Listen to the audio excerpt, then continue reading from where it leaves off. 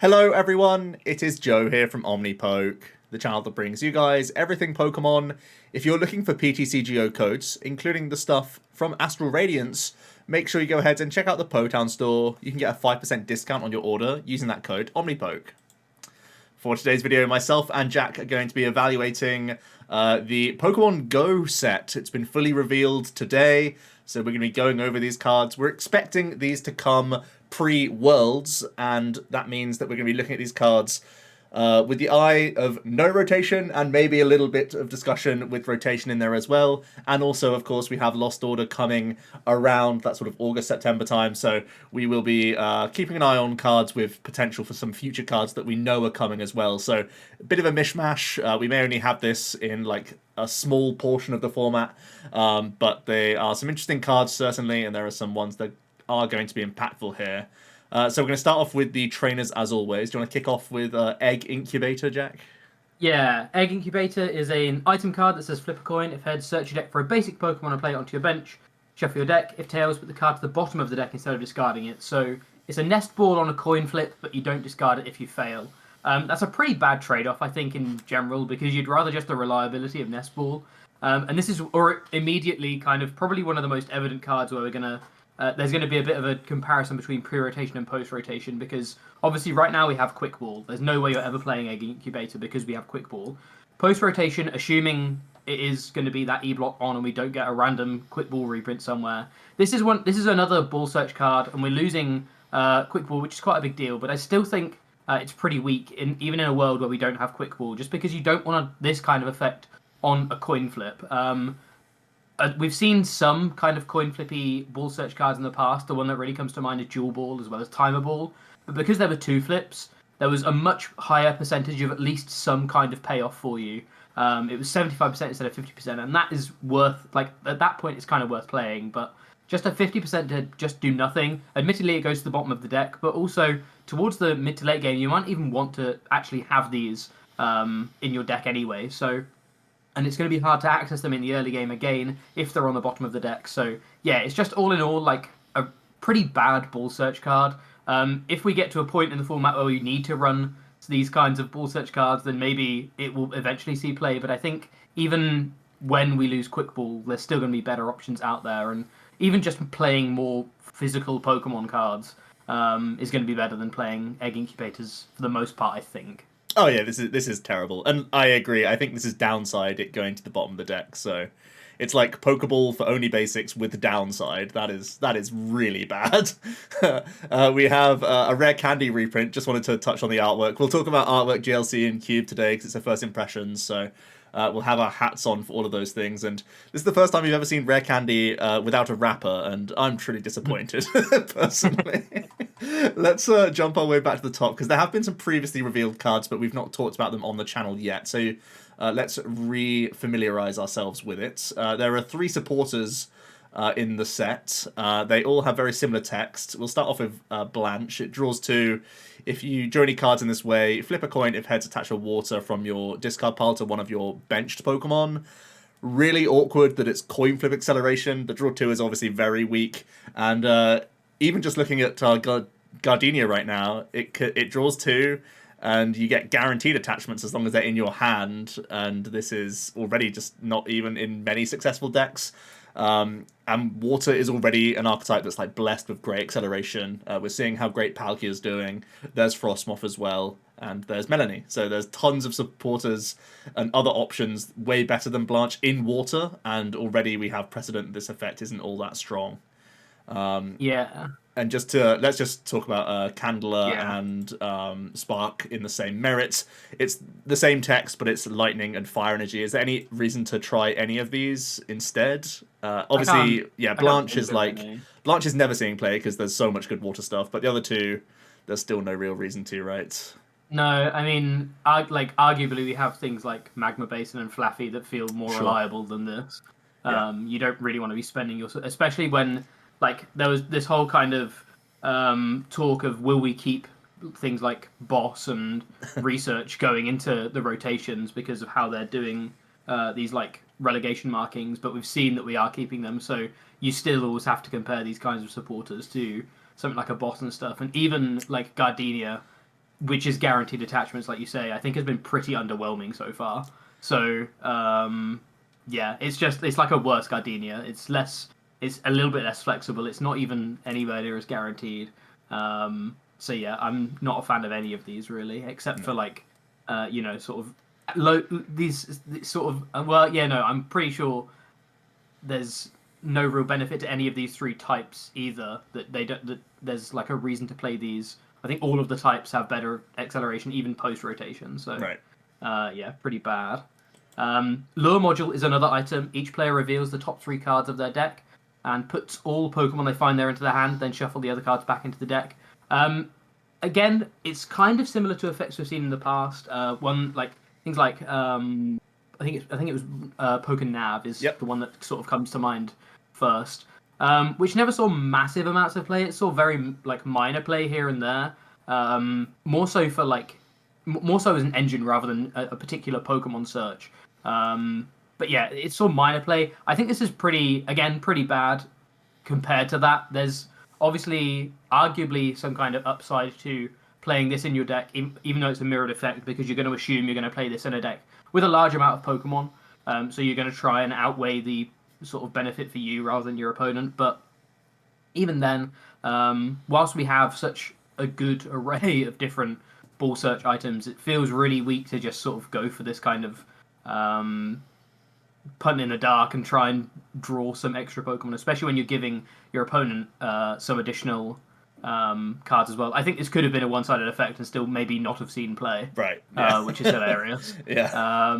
But yeah, pre-rotation, there's no way. Post-rotation, we have Level Ball, we have Ultra Ball, we have like more like type-specific stuff, things like Fog Crystal and Stormy Mountains, and all of these different ways of finding Pokemon that I don't think we need to run such a weak effect just to find more of them. Similar to Egg Incubator, just too weak of an effect. I agree. And then we have the Stadium card Pokestop, which I know a lot of people sort of lost their minds over the potential of being able to draw 3 off of a Stadium every turn, essentially. It has a once during either player's turn, that player may discard 3 cards from the top of their deck. If they discarded any items in this way, put those cards into hand. So the dream is to get 3 items and you get them all straight away. And that really does tend towards a crazy turbo deck. And this really makes me think about things when we saw clay engines of ADP, where we really tilted our deck towards an insane amount of trainer cards just so that we could cycle through and get maximum value from clay. Even though we were playing like weaker cards, the amount of value got from those sorts of effects sort of balanced it out. And I think we're going to try and see the same thing here. Discard isn't always downside, of course, as well. So getting water energy, darkness energy, those sorts of things in the discard pile can come with benefits. So just seeing additional cards, getting those in the bin isn't a big issue. We do have good Pokemon recovery now as well, with Clara, with Nessa, with Rod. So you can try and tilt your deck to the discard not completely ruining you, and you just having a high enough density of items that you can draw a lot. But I think this is pretty much going to be mostly going to be like a control stadium, possibly, just to get additional value and deeper into your deck, and just no matter what, you're cycling to the bottom and you're always happy with discards. Or it's going to be a very turbo engine, like we were saying with the ADP with Clay. You just have like 30, 40 even item cards in your deck so that you're rarely discarding too many things, and you've already baked in some items that can recover stuff as well to not be a detriment to you. This is two-sided as well, so the opponent can always use this in a pinch. But again, like we were saying with the Lure module, even though it's a dual-sided effect, you're going to have built your deck in a different way than your opponent, so hopefully you get maximum value or get punished a lot less for using that Pokestop. So what do you think about this card? Because it definitely a divided opinion. I think a lot of people think this is like one of the most insane stadiums they've ever seen. I personally think it's like a bit more awkward and narrow. Where do you sort of sit on the Pokestop? I'm not the. I think it's pretty. I think it's a strong effect, but I think it's not going to make too much of an impact overall. But the one outside of like you say, control style archetypes, like you mentioned, the turbo archetypes, I think are where it lies the most. I think this screams out like a turbo Darkrai style deck where you don't really mind discarding Pokemon a lot of the time. You know, your Pokemon are on board, and again, you can run some recovery for those. You love Dark Energy in the discard pile because of Moltres and Dark Patch and stuff, and you love items in your hand because it's things like Dark Patches and Choice Belts and that kind of stuff. So And the deck typically, like, I feel like the only supporter you really care about, excuse me, in that deck, that you'd be upset about discarding is Boss. So it feels like in exactly those kinds of decks, Turbo Dark, these maybe even like something similar to like the Turbo Dialga list that's been doing well Sure. recently. Yeah. Those kinds of lists where you kind of don't really care about your deck, you just care about one core element of your strategy. You don't really care what gets binned in the process. I can see it kind of working in those, but I think it's not going to be sort of the staple that some people maybe thought it was in a lot of different decks, just because, like you say, you're going to end up discarding one too many supporters or one too many energy here and there, and Yeah. you're going to run yourself out of resources, I think. Darkrai can actually make really good use of Cross Switcher as well, which I think is kind of cool if you're going that heavy item build. Anyway, let's jump to the top. We have a decent number of these in English as well, and we're going to flick through some artwork appreciation. Also, there was also the contest winners today of the artwork, so definitely check that out because it's been a great day for we've enjoyed Pokemon that. Art. Yeah, I'm personally happy. Oh, go on. I was going to say one thing about this Pokemon Go set is I think the art in this set is really good because at this point everyone has played Pokemon Go. Everyone recognizes the Pokestop and recognizes the petals around a Pokestop when a lure's on there and there's more Pokemon. And I just think it's a really good set for it feels like it really is bringing lots of different elements of the Pokemon community together. So yeah, I think this set is really cool. It's not massively impactful competitive wise. There's a couple of cards, but yeah, I think a lot of the art is really good, especially this Ivysaur. Yeah, this I'm Ivysaur looking at is it really now. nice. Yeah, I always love when there are background other Pokemon in the artwork, and it just makes so much thematic sense here as well. And I like this card for Cube because its first attack is great. The Venusaur has an ability, Loopy Lasso. Once during a turn, you may flip a coin. If heads, switch one of your opponent's benched Pokemon with their active, and the new active is now asleep and poisoned. So getting a little bit of tick damage in as well as potential coin flip gust. I think at the moment we have such good gust that you'd never really want to set to stage 2 up for this effect. So it's relegated to the sort of cube and GLC zones. I think for GLC it struggles to compete against Jungle Totem, although you potentially could play this card because Rillaboom is already a thing and Cherrim's already a thing, so you don't necessarily need Jungle Totem, so Loopy Lasso could be good for that. I personally am looking at this card for my cube because Venusaur is one of my lines, so, but yeah, probably not good enough for standard. No. Next up we have the first of the Radiant Pokemon. This is Radiant Venusaur. All three of the Radiant Pokemon are pretty interesting, to be honest. I think they really have hit the mark on a lot of these Radiant Pokemon so far. It's not just been the first couple have been amazing and then the rest have been write-offs. I think you can see a lot of these in a lot of different decks. This is a really interesting one. Sunny Bloom is the ability. Once at the end of your turn after your attack, you may use the ability draw until you have 4 in hand. So immediately when we saw this card, we thought back to the Hisuian Arcanine that's coming out in Lost Order. And I think outside of this, it's not going to be strong enough. I think there's better Radiant Pokemon, and a lot of the time you will have more than 4 cards in hand, especially when you draw your prizes before drawing these cards. So in the majority of decks, I don't think this will see play. But in exactly that Hisuian Arcanine deck, where you're incentivized to lower your hand down to 0 to do more damage, an archetype that we've seen do well in the past in Granbull. So we know, obviously, it had a bit of a different engine, but this is a really great Radiant Pokemon for that that sort of deck, because at worst, you're probably at least drawing 2 cards because you've at worst, from the Radiant Venusaur's point of view, you're probably drawing 2 cards because you've taken 2 prizes. But on the turns where you're not taking prizes and you're just hitting something, or maybe you just sort of don't have everything you need, you're able to draw some cards and just kind of build up more resources for the following turn. And because of the way that they have to deal with the Arcanines every turn, they kind of ignore the Venusaur, which is good as well. Yeah, I think it's a really good combo card for that deck. And I think I couldn't really see how a deck like that worked without a card like this, so it was definitely an important one. Let's have a look at Alolan Exeggutor V. It's a grass basic with 240 hit points. That's very large for a V. It has 2 attacks. The first is Growing Tail for 1 grass. Flip a coin if heads. Search your deck for up to 5 grass energy and attach them to your Pokemon in any way you like. Then shuffle your deck. Very strong acceleration. It's coin flip based, so it's kind of like that. Was it Kingler? Yeah, Kingler has a very similar attack. And its second attack is Head Swing for 3 colorless. You do 30 to one of your opponent's Pokemon for each grass attached to this Pokemon. It's going to take far too many energies to do meaningful damage, I think, for the most part. So definitely a sort of meme card. Not too much to say other than that. I can't really see any combo potential here, even with good acceleration and I just love the little tail. ambition. Yeah, the tail is I just love great. the little tail poking out the front. I think that's hilarious. And the wacky faces. I think Exeggutor anyway is a kind of funny Pokemon to look at, but when it's on this massive tree, it looks brilliant. This face looks like a me from like it's so weird. Yeah.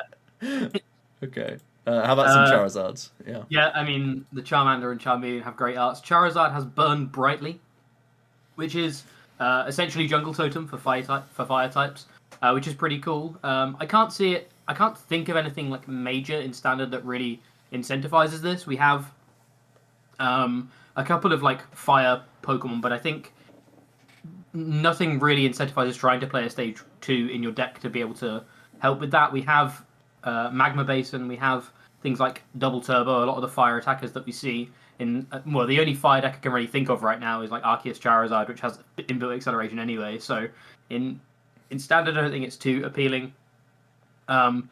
This kind of effect is really good in things like Cube and that kind of stuff, though, so I think it is going to be definitely one that people keep in mind for Cube and probably GLC as well, just because it's such a strong effect. There are plenty of great Charizards, to be honest, but yeah, another one's never going to be...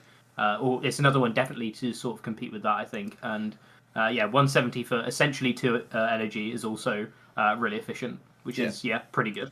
I like this as a one-of in Leon's art, actually, because you've had to juggle with weird like Raihan and base and stuff, so it could be a space cheat for you, which is kind of cool. That's true. Yeah. I think that's probably the only potential I can see, but that deck's obviously got a ton of other issues. Let's have a look at the Radiant Charizard, which we are both super excited about. I think we've already talked about a lot of ways we can try and play this card. It's a 160 hit point basic that has the ability Excited Heart. This Pokemon's attacks cost 1 colorless less for each prize card your opponent has taken, and Combustion Blast for fire and 4 colorless does 250, and during your next turn this Pokemon can't use Combustion Blast. But yeah, we have a lot of ways that we can try and power up this Charizard, and it naturally gets cheaper throughout the game. So this has real vibes of like Galarian Moltres. As you get towards that late game, it's not damaged this time, but it just gets easier and easier to use a Radiant Zard. And 250 is a very good number. You'll just belt away from dealing with V-Star Pokemon, and that's just phenomenal for you. It's just a 1 Pokemon commitment on a basic, so even doing like Clara strategies in the late game make this reusable and very powerful. Or just like Rod Raihan plays. You have Raihan, you have Basin. There's lots of ways you can try and get the most out of this ability to do it on turns, you know, when your opponent's at 3 prizes left. It's very easy to get this rolling, right? So you could potentially have your entire late game based around Radiant Zard and trying to spam it 2 or 3 times. It seems like a really, really strong combo card for some 1 prize decks, Jack. What do you think? Yeah, I think this card is insane. I think it's absolutely busted. I think we're getting to a point where we have a critical mass of these cheap 1 prize attackers that kind of bring you back into the game, but not only bring you back into the game, can be used whilst you're keeping tempo with your opponent, but because they're all 1 prizes, they have to work so much harder than you do. It's like you say, it's the exact same as Galarian Moltres, but even easier to use. Yeah. I also am not like... Greninja is absolutely cracked, of course, but I'm not the biggest fan of it in these sort of Intel 1 prize style engines, because it feels like you're already juggling quite a lot. Mm-hmm. And because it that kind of thing definitely smooths the deck out for sure, but I feel like that's not... It's sort of those kinds of decks aren't best suited for Greninja. You're already juggling a lot of combo pieces, and you're having to intel a lot, and it's sometimes quite hard to just get a couple of additional cards. Those cards can be really important, but you know, your energy drops are really important as well. So this feels perfect for that kind of thing. It makes your deck slightly less consistent compared to if you're playing Greninja, but it's such a good like tempo piece within your deck. And like you say, you can do it from turn 3. You can Raihan to it, and then do 250, then you can get it back and do 250, and then you can get it back again and do 250, and it's just like the amount of pressure that this card can put on is insane. I think, like I mentioned with the Venusaur, I think it was difficult for them to improve on Greninja, but I think we've already seen 2 or 3 other Radiant Pokemon that you could easily compete for the spot that Greninja is in some decks. So yeah, I think this card is crazy good. I think this will see a lot of play, not just in those one prize engines, just as a very splashable kind of similar to how the Dark package in Moltres is. It's like an even cheaper version of that. It's crazy. Yeah. And this card, I think, comparing it to the Moltres, it's much easier to like boss with this card as well. Yeah. So like even more dangerous, I think, than the Moltres. Obviously, you can only play one copy, but it seems really, really strong. We have a Moltres, which has 120 hit points as a basic with 2 retreat. Its attack isn't all that impressive. For fire colors, you do 110 flat. Its ability is Flare Symbol. Your basic fire Pokemon's attacks, except Moltres, do 10 more damage to your opponent's active Pokemon. Just a small sort of tip over the edge in terms of damage. I don't think this is going to be too impactful. Taking up bench spaces is pretty expensive right now for how many engine mons we're looking to use, be it Barrel, be it Inteleon, this sort of thing. I think if there's any specific math to just go over the edge of one counter, maybe it's relevant. It can help Heatran go from 270... Oh, sorry, it goes to 280, right? So it doesn't actually change too much. No, it doesn't seem that strong to me. I was trying to weave in the Heatran, but it doesn't even help into VMAXs. Only 320 hit point VMAXs, so that's not that good anyway. Yeah, I think this is going to be just a niche buff. And we have a similar thing with the other birds as well in this set, right? Yeah, I think all of them have pretty similar abilities. Blastoise is a really, really interesting one. Vitality Spring is the ability. Once during a turn, you may search your deck for up to 6 energy cards, attach them to your Pokemon in any way you like, then shuffle your deck. If you use the ability, your turn ends. So, obviously, pretty slow, and you have to get a stage 2 out. And I think all of that will be eventually what limits this card. But this is, I think, almost like, I may be wrong with this, but it may be the best energy acceleration we've ever seen in terms of flexibility. It's not limited to water. It's not limited to basic energy. It's not limited to basic Pokemon or one prize Pokemon. This is find six of any energy cards, put them onto any of your Pokemon.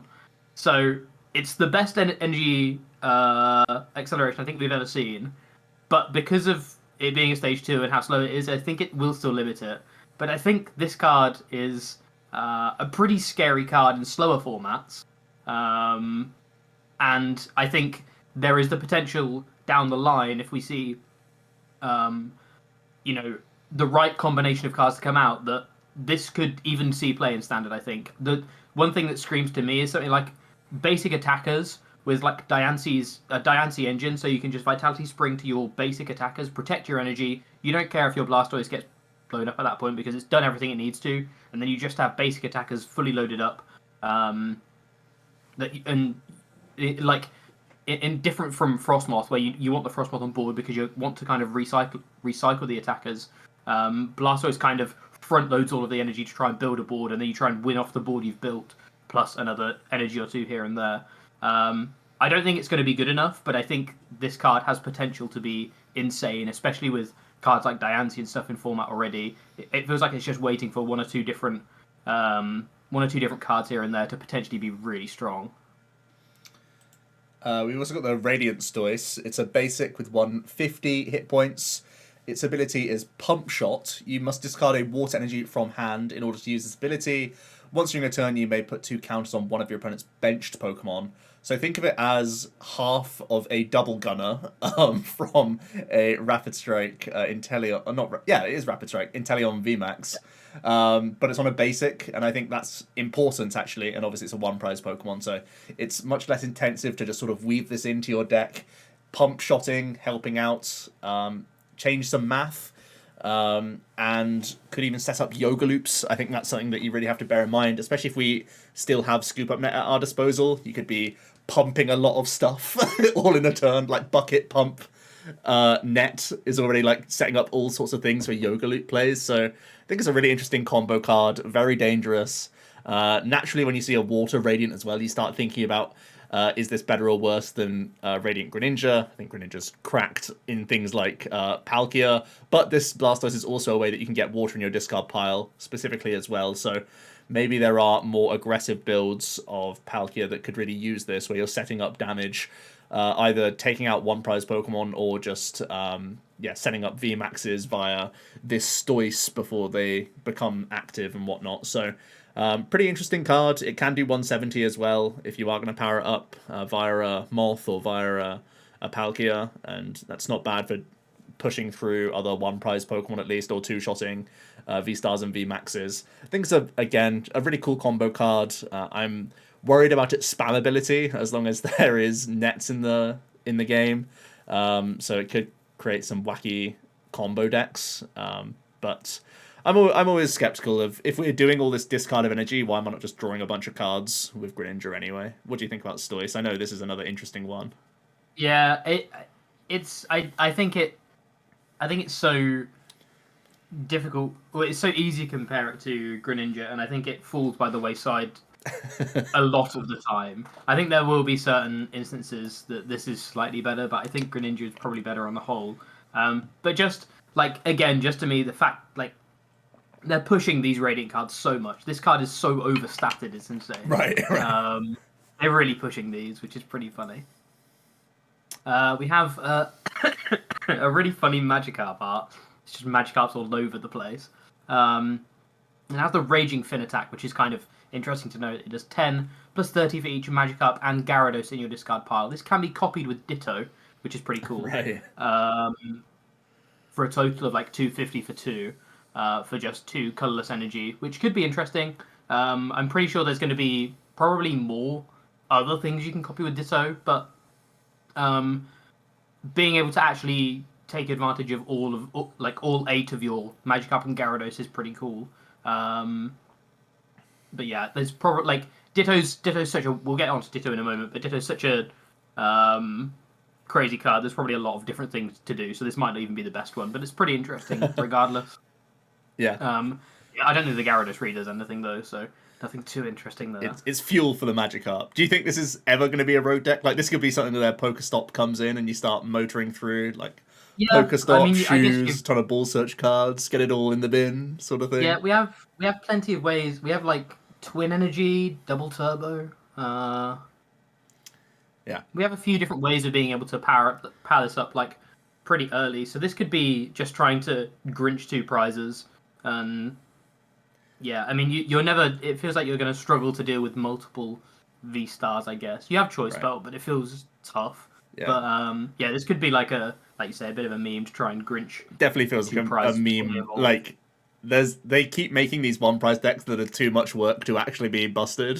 Yeah. But this feels like it's, the temptation's there. And I think the best thing is, because of Ditto, you don't have to fear that you're attacking with a 30 hit point Mon, which is just terrible in so many spots. You get to actually use Ditto, which is cool. Yeah. And you get to, it's not like the old Gyarados where you had to constantly be chaining stuff and trying to find a way of getting another Magikarp back into the match or whatever. You can just put your Dittos down, and you're just happy to always feed your Dittos. As soon as the carps are gone, the carps are gone. Yeah, which is nice. And you have board space for engines. It's actually a kind of cool rogue. Yeah, for sure. The Articuno's the same as the Moltres. Literally everything about it, apart from its increasing basic water Pokemon's attacks. So that's kind of interesting. We've got a Punk Out Wimpod, which is a slightly different ability to Wimp Out. If your opponent has any V in play, this has no retreat. It's a nice little thing to bear in mind. And a nice nod towards the old Wimpod, because the Glisspod does a similar thing as well. Yeah. First impression for 110 actually isn't that bad, but we just don't have... I just don't see why we would play this over some of the other... There's a lot of different stage ones, like you say. They're trying to push a lot of different... one prize archetypes, and this feels like a pretty weak one, to be honest, but it's efficient nonetheless. It's a Zorobox card to keep in mind in case any fire stuff actually gets good. If there's any fire V-Star, you can belt up. Sure, but yeah, that's 240, 280, right? Yeah. And then there's the Zapdos. Yeah. Great art on the Zapdos, by the way. I love having the power plant background thing going on.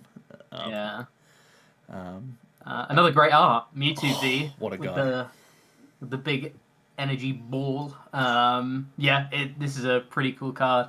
Mewtwo V has 2 for 50, just a pretty simple attack, and then 3 for 160. And you move an energy to one of your bench Pokemon. It's actually pretty good, considering if you're having to use this, you're probably getting knocked out in the following turn, so preserving an energy is good. The V-Star is where it's at, though, 280. And Psypurge for 2 energy does 90 and you discard up to 3 Psychic Energy from your Pokemon, and it does 90 for each one you discarded. So yeah, we have a couple of ways to accelerate this. We have the Fairy in the new set, as well as Solrock and Lunatone, and then Shadow Rider is like in current format, as well as Eldegoss and Articuno. So there's a lot of ways to accelerate this. I think it's actually a pretty big threat, to be honest. I kind of like the look of this. Yeah, I mean, we've been baited before by Reshiram, and this is a stage 1 Reshiram. So you do have to fear that option and have those flashbacks. Basically, all the Pokemon we've just discussed, apart from Shadow Rider, aren't drawing you cards either. And one thing I've noticed from playing Palkia and playing Arceus, and then going to other V-Stars that don't have those 2 cracked V-Star powers, really makes me skeptical and realise, like, man, even just getting a stage 1 in this game is so clunky. So, you have to rely on those so much. Yeah, it's actually crazy. And this V-Star power on Mewtwo is just an attack, so not helping you consistency-wise, but Star Raid for a Psychic and Colourless does 120 to each of your opponent's Pokemon V. Pretty solid. I think it makes the Psy Purge better throughout the game as well. Like, by turn 2, you can just go for the Star Raid, set things up if you really need to. So that then, even with like a half-baked board, you can be purging for good amounts of damage throughout the remainder of the game. Obviously helpful into V maxes, where the purge is out of range. So kind of nice there, but it's nothing crazy. The 120 is not really like strong enough for you to start considering like Inteleon pings and whatnot to get close. No, I was gonna say I don't think we have. I think we have way too much healing right now to be able to build a spread deck out of this. But yeah, it's a good spread finisher, or beginninger. But like, there's just too much. There's too much. Like, we have Cheryl, we have Sharon's Care, we have a lot of different ways of healing right now. Yeah, and also just spending the turn to Psy Raid rather than Star Raid rather than Psy Purge doesn't. Yeah. It never feels great. It's only really like you've not got your setup, but you've at least got the Mewtwo. Let's do that. Let's flip the marker just for that. But yeah. Yeah. We got some great Metal and Meltan artworks. We also have the Meltan V and V Max in the set. So the regular V has 220 hit points. It's a Metal type with 3 retreats. Its first attack is Arm Charge. For 2 metal, you do 50 and attach a metal from hand to this Pokemon. And its second attack is a vanilla 140, nothing too spectacular. The VMAX has the chunky 330, which is nice, and it has just 1 attack, which is G-Max Juggernaut. For 3 metal, you do 160 base, and you do 60 more for each extra metal attached to this Pokemon, but you can't add more than 120 in this way. So you can go all the way up to 280 if you are attaching 5 metal to this guy. We've seen that it's actually not that hard to attach 5 metal in this day and age, because Dialga's a combo deck in the format. And 280 is a good number, but doing it with a 3 prize is a lot less tempting, I think. Yeah. I mean, yeah. This is Metal Grimmsnarl, right? It's Grimmsnarl. Yeah. Grimmsnarl done nothing, so yeah. Card's pretty pants, unfortunately. I really like this artwork, though. Is this the first time we've seen thin Meltan? It is. Yeah, right? yeah. This is the first time we've seen Gigantamax Meltan, which I think leaves exactly Gigantamax Hatterene and arguably Gigantamax Appleton, even though it's the exact same with Gigantamax Flapple, and it would have seen everything, I think. So there's just one more. Watch this space. Yeah. Yeah, one more VMAX. So I would expect the Gmax Hatterene in the next couple of sets. Great knowledge. Okay. Great knowledge. Yeah, Chansey and Blissey are... Look at that Blissey. Blissey's in a gym. That is brilliant. That's genius. But yeah, they're pretty bad. 200 HP on a stage 1 is huge. Look at the size of him. That is huge. This is the Ditto that I mentioned. Sudden Transformation is the ability. This Pokemon can use the attacks of any basic Pokemon in your discard pile, except for Rule Box Pokemon. You still need the necessary energy. So, again, there's going to be some kind of Ditto box, I expect. It's got 70 HP, so it's pretty searchable. You can reuse these. It's just going to be some kind of trying to use different attacks. Obviously, you don't have the type coverage, so it's not going to be like a type coverage box. It's just going to be like an efficient attack style box. But I expect people to try this out here and there. I don't think it's going to be massively impactful, just because I think a lot of the time, why wouldn't you just play the Pokemon for the Pokemon? But with there will be certain situations like that Magikarp where this allows you to do more damage. So yeah, I think it's not going to be huge in terms of playability. I don't think it's going to unlock anything major, but it's definitely a fun one to have in format, and a really, really fun one for things like Cube and stuff. Yeah, this card is awesome for all of those things, and don't be frustrated if you're not pulling these from packs. Remember, this is the special card that you actually peel away to That's reveal the Ditto, and I'm excited to do that. Just it's like such a great gimmick, and Ditto's a great card to do it on. So yeah, really happy to see that, and hopefully we can pull some of these. We have an Eevee not doing much. We have a Snorlax that scares me because we're getting to a critical mass of control cards. It's a 150 hit point basic, has the ability block. As long as this Pokemon is in the active spot, your opponent's active Pokemon cannot retreat. So yeah, it's really just making the opponent have physical switches and nets and whatnot to actually get out of there. This Snorlax is super annoying and is obviously a card that we can be bouncing into in all sorts of ways with like Eldegoss loops and stuff. So certainly a card that's going to be in Sander's binder and other control players' binders for certain. It's an annoying one because it just makes everyone have to play more switch outs, which makes everyone's decks less efficient and less consistent, which is a shame, but yeah, it is what it is. It's one of those things. We're aware of it at least, and I think the meta at the moment is respecting Bliss Miltank as being like one of the top 10 decks. We haven't seen the best iteration of control in the set yet, but I'm suspicious that I think it has a lot of pieces for NAIC and maybe for Worlds as well, and the Snorlax is one to bear in mind. So I think the good news, the thing to bear in mind about control is like there becomes a tipping point where there are so many cards in the card pool that we know it's a thing, so then we all adapt our decks accordingly. Whereas like in other formats, like in the Brilliant Stars format, we knew that Sander would bring control, but no one else could. Like it wasn't mainstream, so we never actually like teched out our decks. So it's one of those things where we cut consistency to actually deal with control decks if they are relevant enough. So it's a bit of a pendulum there. Yeah. Great art on the Apom there, just dodging all of these Pokeballs. Dodge and weave, yeah. Ambipom's a pretty funny one. Primate Dexterity is the ability that says, basically flip a coin. If heads, you prevent all damage from attacks when you get hit by an attack. So that's pretty annoying to deal with. We've actually seen this kind of effect do pretty well in the past. It's been on stronger Pokemon, but it's an effect that you have to kind of respect. Though we do have Cancelling Cologne to get around it. Sure. If, it's just going to be sort of teched in anyway. Full Tilt Fling is the attack, which for one colorless does 60 damage. It flips a coin for each energy attached to Ambipom and does 60 times the number of heads. So plenty of flips with Ambipom. Not the most consistent thing at all, but maybe a fun sort of rogue deck here and there, just trying to load an Ambipom up and just, knowing that it's kind of hard for your opponent to actually deal with it is pretty funny. Just rogue material, really, but a fun one nonetheless. Yeah, we have a Bidoof and a really strange Bibarel.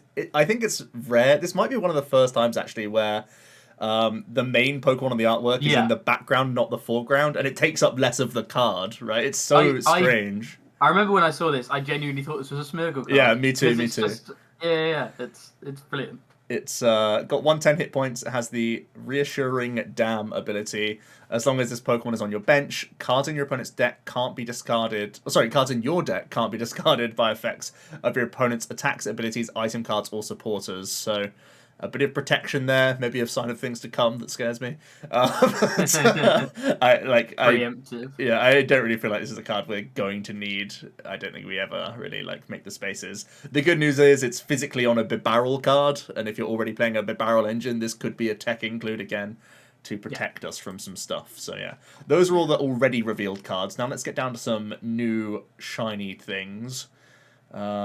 Let me know when anything sticks out to you, Jack, and just jump on in. I think, there's some great arts, but I think... Yeah. I'm flicking through the artworks. Don't worry about it. We're giving them their time of day. But, I think the first card that probably is worth talking about is going to be the Slowbro. Absolutely worth talking about this guy. Slowbro has the second attack is Twilight Flash. For 2 colorless energy that says this attack can only be used if your opponent has 1 prize card remaining. Take 2 prize cards. That reminds me of something a bit like a Moltres or something in like Zorobox or something. It feels like a really, really strong finisher. If you're playing a deck that forces 6 attacks out of your opponent, you can always guarantee that there will be a turn to Twilight Flash, and you just need to then take 4 prizes before you can use Slowbro, which is kind of what these kind of decks are trying to do. They're trying to trade up anyway. So you have basically like 5 turns to take 4 prizes, and then you can just Twilight Flash for game. We've seen lots of these Slowbros in the past, and they've all been pretty pants. I actually think this one is pretty strong, to be honest, in exactly that deck. So yeah, really, really interesting card. I think if Zorobox is good, I think this card will probably be played in it. Yeah, I think it basically only lives there. I don't think we're going to start seeing like 1-1 or 2-2 lines of this Slowbro just to be that late game threat. It can really make people's prize maps super weird though, so I would be pretty scared if I just saw a Slowpoke on someone's board, honestly, and it does make you like change your game plan at times in terms of how you get those prizes in what order and whatnot. So it's a spicy card just for that alone.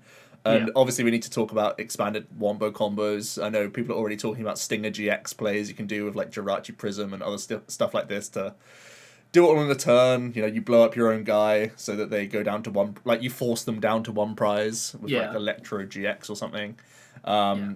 So you can do some weird, wacky combos here. That's hilarious. So yeah, and just flash in a turn and win.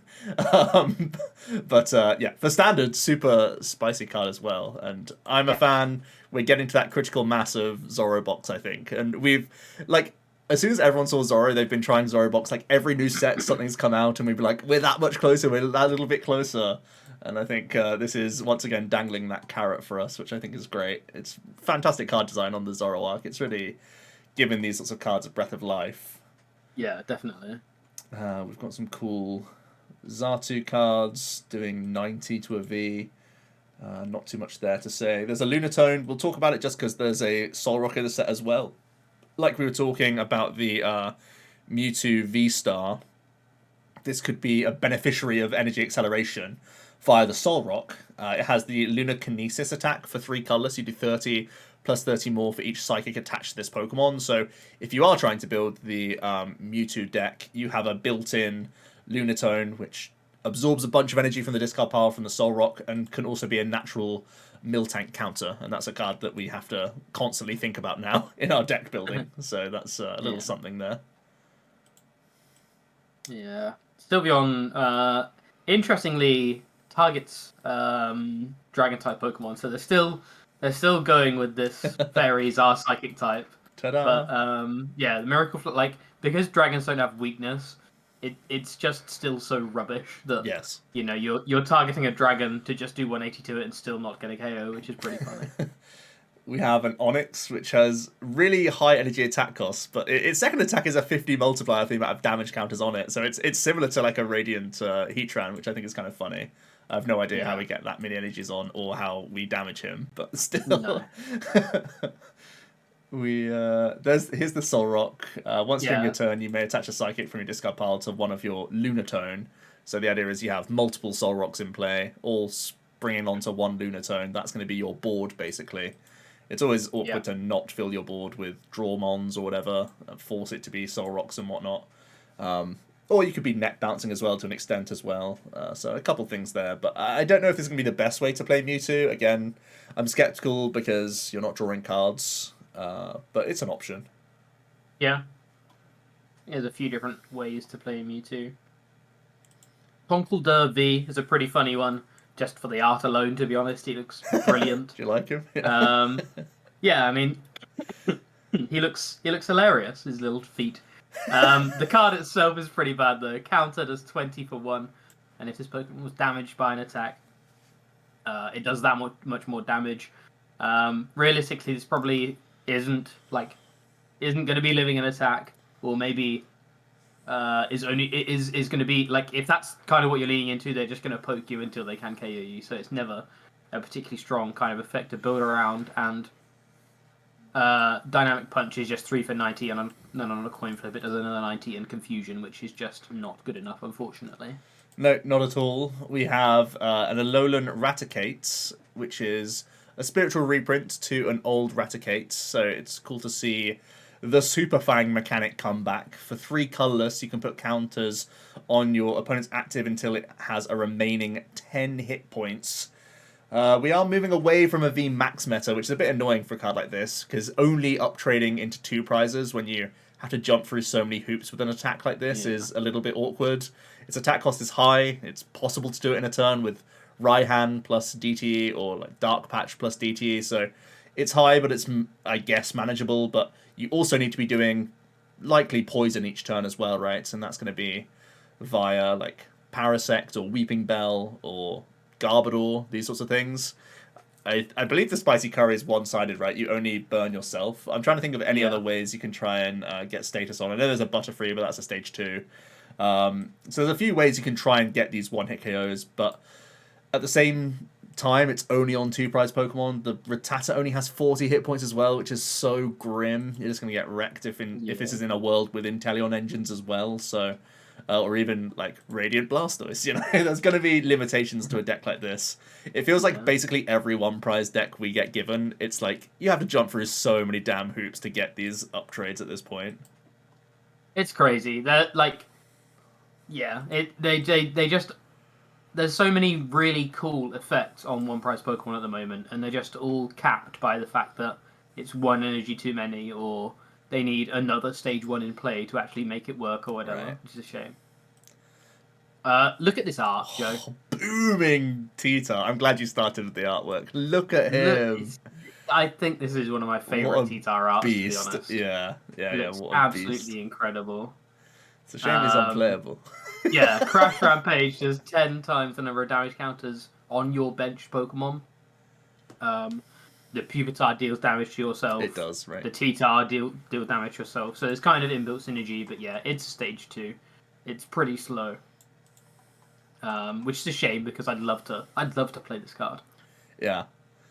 We've got another big chunky boy. We've got the Steelix. I don't think it has any impressive attacks either. So let's jump down to the Dragonite V and V Star from the set. Again, amazing artwork on the regular Dragonite V. Really like the realistic look that we get on some of these cards.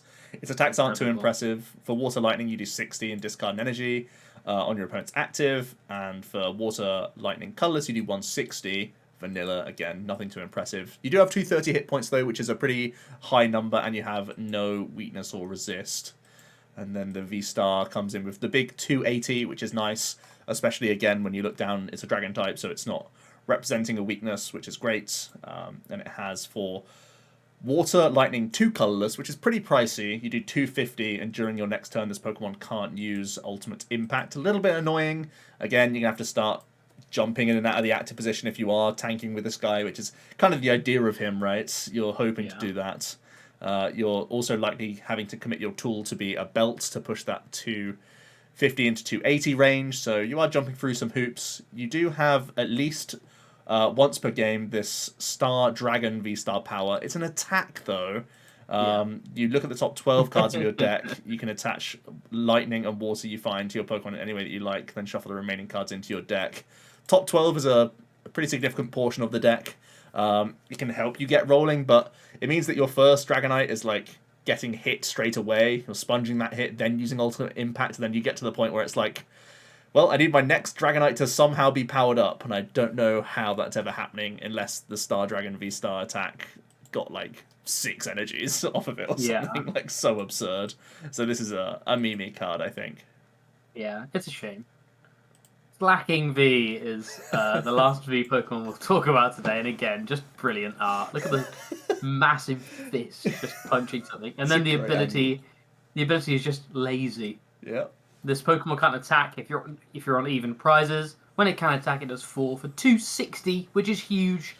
But yeah, it can't attack half the game, which is pretty bad. And yeah, you still need 4 energy to actually do anything with it. But yeah, a pretty funny one, regardless. Yeah, it's actually like sometimes worse than half the game because your opponent can like make you go through active mons the whole time that are all 2 prizes as well. So it's like so gross.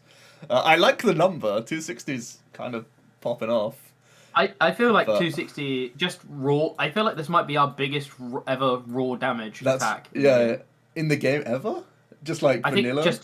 The biggest vanilla. Yeah, I think that could be. I think it might be. It's going to be up there, right? Yeah. There's probably stuff with 300 out there, but it's usually discarding energy. Yeah. Great Pidove We art. got a Pidove on a swing set. Or swing. It's a Naruto fan. The art is just brilliant in this set. There's so many like. It feels good, man. It really is. It's going to be such a fun art to open. Such a fun set to open. Yeah. Look at the little Marshtomp in the background of that one. Yes, you've clocked him. Yes. And that's where we're going to end it. Me and Jack just being Marshtomps right now, enjoying the new sets. In terms of impact, we're thinking Raticate Rogue, probably. Something Mewtwo could be the Lunatone Solrock combo. The Slowbro could be the strongest card of the set, actually, from what we've seen. Pokestop seems strong. Yeah, Zard's strong. Zard is the strongest card of the set. Yeah, you're right. But yeah, right. Slowbro for Zoro decks. Zard for, honestly, realistically, pretty much anything that can play right hand. Right. I think it can be played in. And then a couple of ways to build cool Mewtwo. well. Yeah. Yeah. So not massively impactful. Like, I think going into Worlds, if we have a rotation, the bigger impact will be the rotation, which is weird to say because usually it's the new set. Mm-hmm.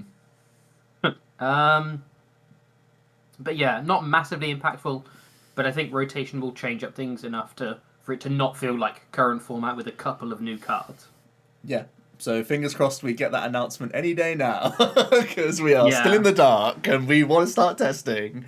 I think it'll be post NAIC, which is a shame. But if I were to put money on it, if you guys wanted to start testing now, I would be testing E-Block on rotation with Pogo. Oh, you've said it in a video, Jack. Unbelievable. For those who stuck around, thanks for watching. You get that nugget at the end. But we will see you in another video tomorrow. Cheers. Yeah.